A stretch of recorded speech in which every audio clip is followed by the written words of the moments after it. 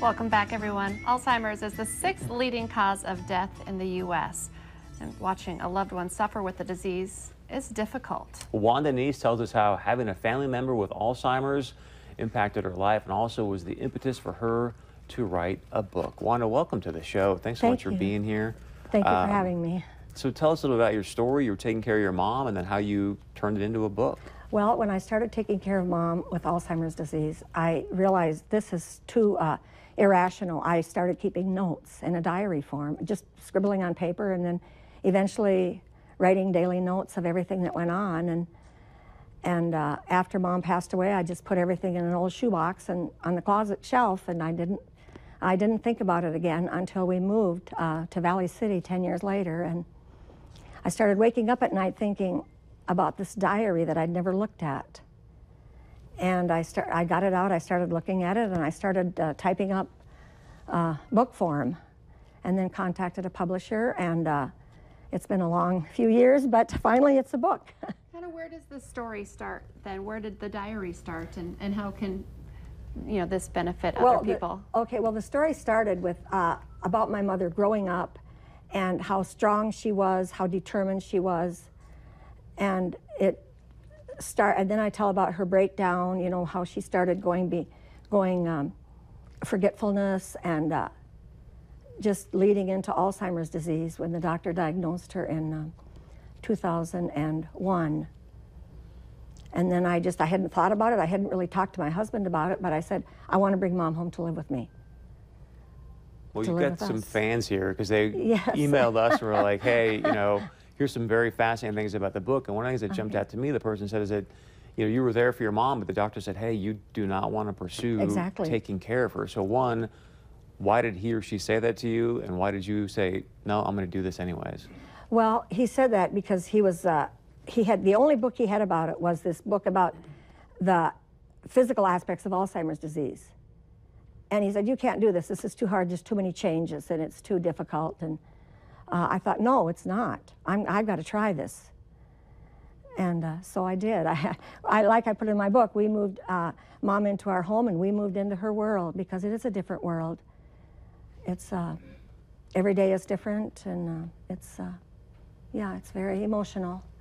Something maybe you can't understand until you go through. What would you like? How can you share with people if a loved one has just been diagnosed? Can you help them? What would be your words of advice? My words of advice would be to you don't have to have them live with you to care for them and love them. There are many, many good options. There's nursing homes and daycare, and maybe you do want to live with them, but you just take 1 minute at a time, not one day at a time, but 1 minute at a time, and just be prepared for one day they know you, one day they don't.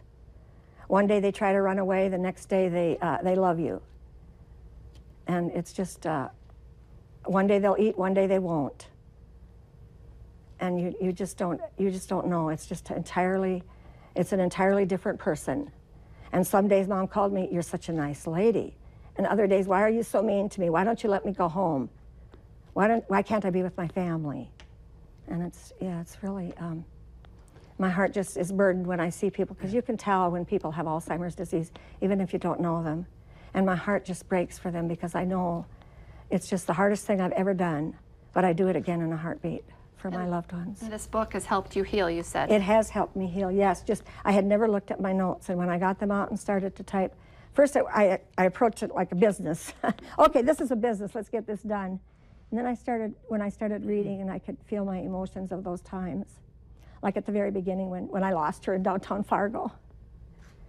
And I lost her, I went into a store. I was just going to rush real fast into a store, so I locked her in the car, and I ran into the store to get my purchase, and I came out and she was gone. And I can't describe the panic. And I ran up and down the street, and I came back, and right across from where the car was parked, I looked up in the store, and there was Mom standing there looking out.